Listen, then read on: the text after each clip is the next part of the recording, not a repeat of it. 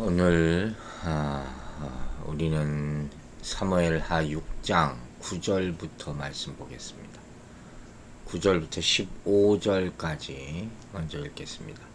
다윗이 그날에 여호와를 두려워하여 이르되 여호와의 괴가 어찌 내게로 오리요 하고 다윗이 여호와의 괴를 옮겨 다윗성 자기에게로 메어가기를 즐겨하지 아니하고 가드 사람 오베데돔의 집으로 메어간지라. 여호와의 괴가 가드 사람 오베데돔의 집에 석 달을 있었는데 여호와께서 오베데돔과 그의 온 집에 복을 주시니라. 어떤 사람이 다윗 왕에게 이르되 여호와께서 하나님의 괴로 말미암아 오베데돔의 집과 그의 모든 소유에 복을 주셨다 한지라. 다윗이 가서 하나님의 괴를 기쁨으로 메고 오베데돔의 집에서 다윗성으로 올라갈새 여호와의 괴를 맨 사람들이 6걸음을 가매 다윗이 소와 살찐 송아지로 제사를 드리고 다윗이 여호와 앞에서 힘을 다하여 춤을 추는데 그때 다윗이 배에 에봇을 입었더라. 다윗과 온 이스라엘 족속이 즐거이 환호하며 나팔을 불고 여호와의 괴를 메어 오니라. 아멘. 참 하나님의 언약궤를 되찾는 것이 쉽지 않은 그런 여정이죠. 그러나 이 한 과정 한 과정 가운데 아주 깊은 의미가 담겨져 있고 하나님의 임재라는 것을 우리가 어떻게 체험할 수 있는가, 하나님의 것 이걸 어떻게 귀하게 여겨야 하는가, 이런 교훈들을 본문을 통해서 얻을 수가 있는 것이에요. 먼저 다윗이 그날의 여호와를 두려워했다. 여호와의 괴가 어찌 내게로 오리요. 9절에 이렇게 나와 있어요. 아직 미처 하나님의 진노의 원인, 우리 하나님이 진노하신 것을 봤잖아요. 그것이 바로 자기들이 율법에 명한 대로 법궤를 운반치 않은 데 있음을 깨닫지 못한 다윗이 우선 법궤로 인하여 또 다른 하나님의 재앙이 미치지 않을까 두려워하게 됩니다.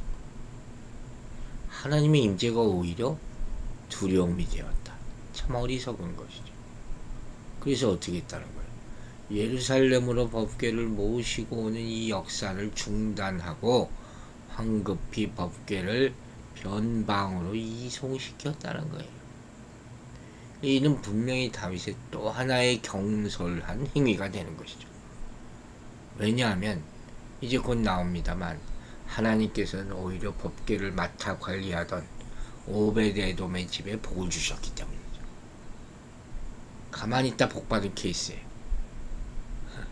다윗은 하나님의 진노를 접했을 때 어떻게 했어야 됐어요? 무조건 두려워하기보다는 원인을 규명하고 올바른 방법에 따라서 법궤를 예루살렘으로 모셔오면 되는 것이었어요. 이런 경우도 있다는 거예요. 참 답답한 얘기죠. 중요한 것은 여기서 우리가 다 배울 건 있어요.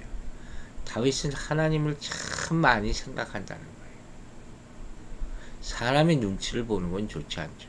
사람을 기쁘게 하려 그렇게 일을 할 필요가 없는 것이죠. 그러다가 하나님의 뜻을 훼손할 수 있기 때문에. 그러나 하나님의 눈치를 보는 세심함은 꼭 필요해요. 과해도 되는 것이죠. 요즘 보면 하나님을 너무 우습게 보는 것 같아요. 또 옷사의 죽음을 보고 아니 하나님 너무하신 것 아닌가? 어제 우리가 봤잖아요. 그러나 이러한 상황을 하나님이 왜 이렇게 생명을 쉽게 죽이시겠어요? 그럴 만한 충분한 이유가 있음을 믿어야 되는 거예요. 이스라엘이 하나님을 경홀히 여길 수가 있어요. 또 중심을 보시는 하나님이 다윗과 이스라엘의 신앙을 위해서 엄격하게 처리해야 하셨을 그런 이유가 있기 때문이라는 거예요. 여러분, 신앙은 하나님을 두려워하는 것으로부터 시작되는 거예요. 그게 근본이에요. 그냥 마음 편해지는 것, 이게 다가 아니다 하는 것을 알아야 됩니다. 이제 10절을 봅니다. 다윗이 여호와의 궤를 옮겨 다윗성 자기에게로 메어가기를 즐겨하지 아니하고 가드 사람 오베데돔의 집으로 메어간지라. 두려웠던 거죠. 이러다가 나도 우사처럼 죽는 거 아니야? 이런 거예요. 참 어리석은 그런 모습이죠. 이제 여기서 뭐가 나와 있어요? 다윗이 여호와의 궤를 옮겨서 다윗성 자기에게로 메어가기를 즐겨하지 않았다. 이 다윗성은 여부수족 속으로 빼앗은 예루살렘의 시온 산성의 새로이 명명한 이름이라 그랬죠. 5장에서 우리가 본 바 있어요. 그리고 어디로 갑니까? 가드 사람 오벳 에돔의 집으로 갔다.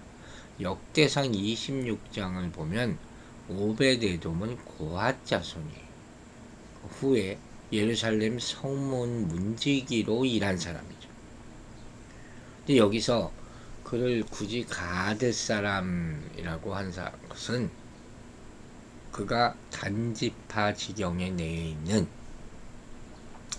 레위인의 성읍에서 태어났기 때문이라고 우리가 봅니다.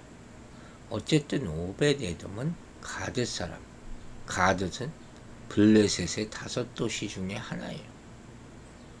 다윗이 죽인 골리앗, 이 가드 사람이잖아요. 이방인이에요. 참 놀라운 일이죠. 그리고 여호와의 궤가 가드 사람 오벳 에돔의 집에 석 달을 있었는데 무슨 일이 생깁니까? 여호와께서 오벳 에돔과 그의 온 집에 복을 주시니라. 야, 이 참 놀라운 일이 또 일어나죠.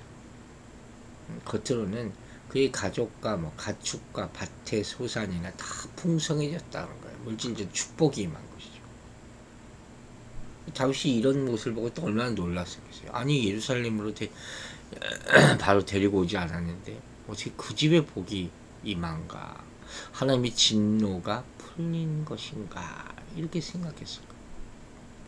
그러니까 이렇게 오벳 에돔에 임한 축복은 오벳 에돔 자신뿐만 아니라 그의 온 집을 위한 축복이었던 거예요. 여러분, 우리가 기억나는 게 있어요. 바로 아브라함을 통해서 모든 가족이, 이 땅의 가족이 복을 받는, 창세기 12장의 시작이잖아요. 복이 그로 말미암아 다 퍼지게 되는 거. 즉, 한 사람이 하나님의 임재를 누릴 때 그를 통해서 행복과 번영과 평화가 많은 사람에게 임할 수 있다. 하나님으로부터 복받은 사람은 다른 사람에게 복의 통로가 됩니다. 여러분이 그 복의 통로가 되기를 주의 이름으로 축원합니다. 그런데 한 가지 궁금한 건 있죠. 왜 법궤를 이스라엘 사람이 아닌 블레셋 사람의 집에 두었을까? 아마도 우사의 죽음으로 인해서 이스라엘 사람들 중에는 아무도 법궤를 자기 집에 두려고 하지 않았기 때문이 아닌가 추측할 수 있어요. 그래서 할 수 없이 블레셋 사람인 오벳 에돔의 집에 법궤를 둘 수밖에 없었던 거죠. 이게 아이러니죠. 아이러니. 여러분 기억하시죠? 학자들은 언약궤가 이전에 아비나답에 있은 지 약 15년 이상 되었다고 보고 있거든요. 근데 성경을 보면 그 15년 동안 그의 집에 축복받았다는 사실이 기록되어 있잖아요. 왜 그랬을까? 아니, 이 사람 집에는, 오벳 에돔의 집에는 3개월 있었는데 축복받았는데. 자, 보세요. 이 사실은 아비나답의 집에 하나님을 제대로 섬기지 못했다는 거예요. 이게 아비나답의 문제예요. 근데 오벳 에돔의 집안은 단지 석 달 동안만 언약궤를 모시고 있었는데 하나님의 축복을 한량없이 받게 되었다. 예수 오래 믿는 게 좋은 게 아니에요. 제대로 믿어야지. 하루를 믿어도 제대로 믿어야지.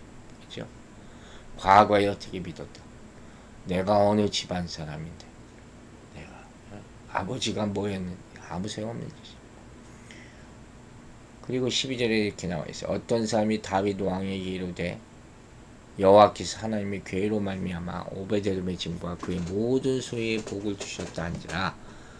다윗이 가서 하나님의 길을 기쁨으로 메고 오벳 에돔의 집에서 다윗성으로 올라갔어요. 이제 깨달은 거예요. 아, 이제 하나님의 저주가 풀렸구나. 하나님께서는 거룩하시지만 겸손하고 순종하는 자에게 공포의 대상이 결코 아니다. 그럴 필요가 없다는 거예요. 백성들은 아마 언약궤를 지금 오벳에돔의 집에 갖다 두고 그 집에 무슨 일이 일어나는가 굉장히 주시했을 거예요. 다윗도 마찬가지고. 안 그랬겠습니까?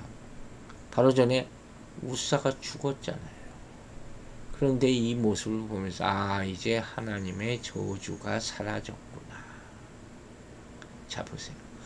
언약궤는 어떻게 섬기느냐에 따라서 두려움의 존재도 될 수가 있고 축복의 대상이 될 수도 있는 거예요. 우리가 어떤 올바른 신앙을 가지냐가 이렇게 중요한 거죠. 하나님을 섬기는 데 있어서. 하나님은 구원의 심판인 동시에, 하나님인 동시에 심판의 하나님이시기도 하죠. 핵심은 뭡니까? 하나님의 방법대로 해야지 축복받는다. 그리고 이것을 배우기 위해서 뼈아픈 대가를 치러야 했다는 거예요. 그래서 우리는 혼나기 전에 순종해야 돼요. 그리스도인의 삶을 살 때 정직하게 살아야 되는 거예요. 여러분, 말씀대로 하라는 말이 뭔지 아시겠어요? 말씀 없는 신앙생활은 잘못된 거예요. 성경 없는 신앙생활, 그건 말도 안 되는 거예요. 오늘날 많은 사람들이 성경을 안 읽어요. 이게 가장 큰 문제가 될 것입니다. 그래서 이번에는 다윗 왕이 하나님의 율법을 철저히 순종해서 법궤를 운송하게 되는 거예요. 즉 이번에는 전번과 같이 수레를 이용하지 않고 레위인들로 하여금 몸을 성결케 하고 모세의 율법대로 어깨에 메어서 그렇게 운반하게 하는 거예요. 역대상 15장에 자세히 나와 있죠. 자신의 잘못을 회개할 줄 알아야 돼요. 고쳐야 돼요. 마음을 고치고 행동을 고치고 이게 회개 아닙니까? 그리고 하나님이 가르쳐 주신 율법대로 그렇게 해야 된다 하는 것이죠. 이걸 보고 이 사건을 보면서 다윗은 또 이스라엘은 큰 교훈을 얻은 것이죠. 하나님이 뜻대로 하면 말씀대로 하면 복을 주실 것이라는 확신을 얻게 된 것이죠. 그래서 비로소 이제 기쁨으로 이 궤를 다윗성으로 메고 올라오게 됐다 하는 얘기예요. 참 귀중한 교훈이죠. 13절 보세요. 여호와의 궤를 맨 사람들이 6걸음을 가매 다윗이 소와 살찐 송아지로 제사를 드리고, 이 여호와의 궤를 맨 사람들은 역대상 15장에 따르면 제사장 아독, 아비아달, 레위인 우리엘, 또 이 아사야, 요엘, 스마야, 엘리엘, 암미나답, 이렇게 8명이라고 적시되어 있어요. 그리고 나서 6걸음을 행한 후에 더 재밌는 말이 하나 나오죠. 어떤 사람은 뭐 6걸음을 행할 때마다 무슨 뭐 어떤 종교에 그런 거 있죠. 뭐 몇 걸음 하고 엎드려 절하고, 그건 여기서는 사실 불가능해요. 왜냐면 이때 다윗이 드린 제물의 숫자가 어마어마한 거거든요. 역대상 15장 26절 보면 송아지 7, 수양 7, 뭐 이렇게 어마어마한 거예요. 그 다윗이 5m 간격으로 제물을 잡아드렸다는 얘기인데 그 제물의 수로 볼 때 상식밖에 얘기해요. 그래서 일반적으로 6걸음을 다 뗀 후에 이렇게 해석을 합니다. 그렇다면 왜 6걸음입니까? 왜 6걸음을 뗀 후에 이렇게 하나님께 제사를 드렸을까? 그 이유를 이렇게 추측해 볼 수 있어요. 즉 이번에는 출발부터 하나님께서 레위인들과 함께 하심을 본 까닭이죠. 즉 다윗은 궤를 맨 레위인들이 처음 6걸음을 아무 탈 없이 옮기자 하나님께서 법궤 운반을 허락해 주신 줄 알고 하나님께 감사의 제사를 드렸다고 보는 거예요. 역대상 15장을 참고하시기 바랍니다. 그래서 이때 이제 다윗이 직접 제사를 드렸다는 것이 아니라 바로 제사장들의 명에서 그 제사를 드리키는 것이죠. 왕이라고 해서 제사를 드릴 수 없잖아요. 사울이 그런 짓을 하다가 또 벌받지 않았습니까? 참 이것도 중요하죠. 하나님께로부터 받은 자기 직무가 있어요. 그 월권하면 안 된다고 여러 차례 얘기했잖아요. 사울이 이렇게 사무엘의 직분을 월권하다가 큰 벌을 받은 것을 우리는 잊지 말아야 됩니다. 그리고 14절에 이렇게 나와 있어요. 다윗이 여호와 앞에 힘을 다하여 춤을 추는데 그때 다윗이 배에 속옷을 입었더라. 이건 뭐예요? 가슴 밑바닥부터 차고 넘치는 감격이 있었다. 찬양하면서 막 뛸 수 있어야 돼요. 성령님이 그렇게 해주시는 거예요. 이제 진짜 하나님의 임재의 표상인 언약궤를 예루살렘에 모시게 된 데 감격해서 온 몸과 마음이 이를 기뻐한 거죠. 이스라엘들은 이스라엘 사람 찬양하는 모습을 보면 깜짝 놀라요. 이렇게 뛰면서 찬양해요. 아주 온 사람들이 다닥다닥 붙어 모여가지고 어마어마합니다. 그러다가 저번에 코비드 많이 걸렸다는 얘기도 있지만 이 사람들 참 종교적인 열정만큼은 어마어마한 사람이에요. 이런 다윗의 춤은 엄숙하고 거룩한 기쁨에서 나온 행동. 오늘날 사람들 보면 이상하게 생각하는데 무슨 아이돌 콘서트 같은 데도 보면 난리가 아닙니다. 하나님 앞에 이걸 왜 못합니까? 이런 모습으로 다윗은 감사에 넘치는 찬송을 표현하며 하나님의 거룩한 이름의 경의와 영광을 돌리는 거예요. 이게 경망스러운 게 아니에요. 저도 그런 줄 알았어요. 거룩하는 게 가만히 아무 소리도 안 하고 있는 게 아니란 말이에요. 그러나 또 한 가지 주의해야 될 것은 세상적이고 통속적인 춤과는 다르다는 거죠. 자기 유희, 기쁨을 위해서 그렇게 추는 춤과 하나님께 영광 돌리는 춤은 다르다 하는 겁니다. 성령의 역사가 있어야지 이런 춤을 출 수 있는 것이죠. 배에 에봇을 입었더라. 그랬어요. 원래 이 에봇은 제사장이 직무를 수행할 때 입는 것이죠. 엉덩이까지 내려오는 소매가 없는 겉옷을 말하지만 여기서 다윗이 입은 배에봇은 제사장들이 입은 에봇이라기보다는 특별한 종교의식에 참여할 때 입었던 그런 옷으로 볼 수가 있다 하는 것이죠. 그리고 마지막 15절에서 다윗과 온 이스라엘 족속이 즐거이 환호하며 나팔을 불고 여호와의 궤를 메어오니라. 이 모습을 한번 상상해 보세요. 막 환호가 나오고 갈채를 보내고 이 행위는 특별히 새로운 왕을 환영할 때 보여준 행위거든요. 예수님께서 예루살렘 입성하실 때 호산나 하고 외치던 그 장면을 상상하면 돼요. 다윗과 이스라엘 백성들이 이러한 행동은 언약궤로 상징되는 하나님을 그들의 신정국가의 진정한 왕으로 모시는 기쁨을 표현한 것이다. 여러분 어떻습니까? 여러분 마음의 언약궤를 항상 모시고 있습니까? 그때마다 이렇게 춤추며 찬양하시기를 바랍니다. 하나님의 임재, 그것이 우리를 살리는 힘이 됩니다. 그 모심에 있어서 우리는 반드시 말씀대로 하여야 될 것입니다. 기도하겠습니다.